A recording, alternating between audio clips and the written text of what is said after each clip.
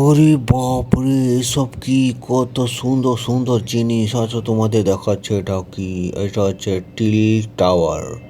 এটা till tower হচ্ছে এখানে বল ফেলবা, তারপরে বল উপরে ফেলবা, পরে নিচে আসবে, তাই ঘুরতে ঘুরতে ঘুরতে ঘুরতে ব্যালেন্স করে এখানে নিচে ফেলতে হবে, তারপরে তুমি জিতে যাবা।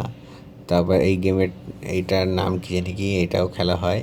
তাই এটা হচ্ছে এই দুটো স্টিক আছে, এই দিয়ে এইটা ধরে এই দিকে ফেলতে হবে, ওই ওই ওই দিকে যে লোক সব ওই দিকে ফেলবে, তারপর এতে গটি দিয়ে এই জায়গায় এরম করে রেখে এরম করে ধরে রবারে দিয়ে টকাস করে মারতে হবে, বুঝছো তো?